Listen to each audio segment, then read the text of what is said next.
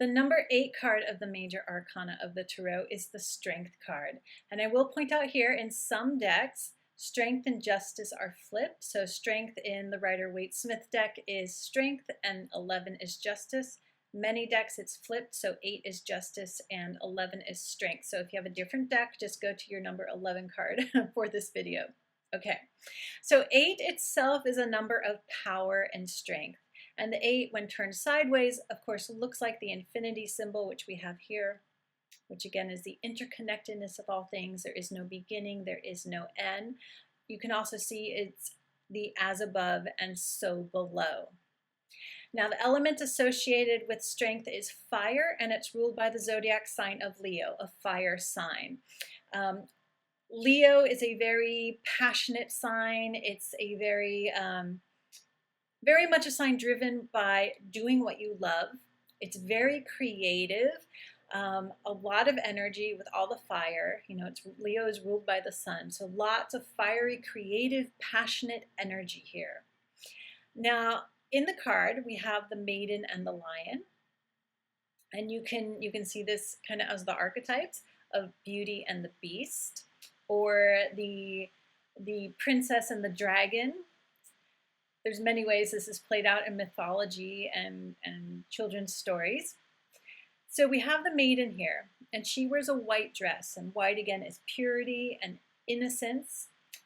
And she's taming the lion, not by force. She doesn't have a whip or any sort of tools.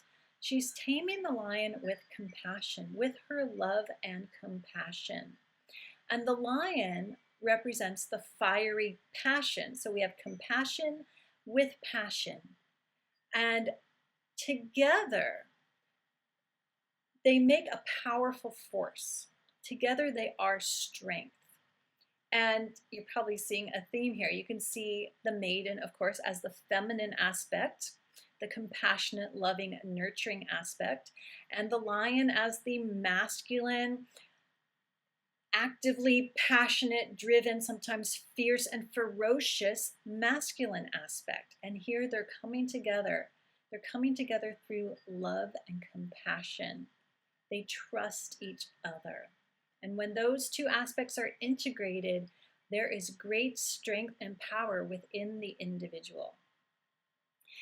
Now we can see here the maiden is wrapped in what looks like sort of like a garland wreath of roses.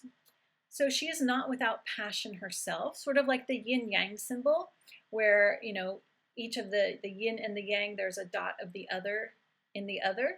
There's a little bit of passion. So it's a little bit of, there's always some masculine in the feminine and some feminine in the masculine. So she is not without passion. So she understands. So she can truly have compassion for the lion and his, you could say, his ferocious animal instincts. Okay. So beautiful card, the Strength card. It can literally indicate strength, though it's usually an inner strength, an emotional strength, not necessarily physical strength, but of course it could play out that way in a reading. But it's much about inner power, inner strength. And, you know, going back to the infinity symbol here, feeling that the strength of the universe, the strength that is out there, is the strength and power that we all have, the inner power. Okay.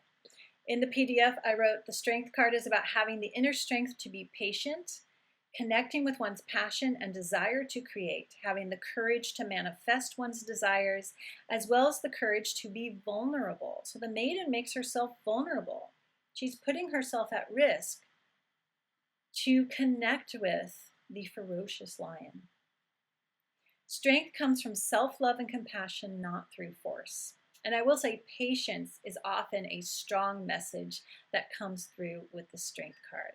So archetypes, I already mentioned Beauty and the Beast, the maiden and the lion, and the dragon. Or you can also say, you know, with the maiden, your light aspect, and the ferocious lion, your shadow aspect. Okay, next we have the hermit.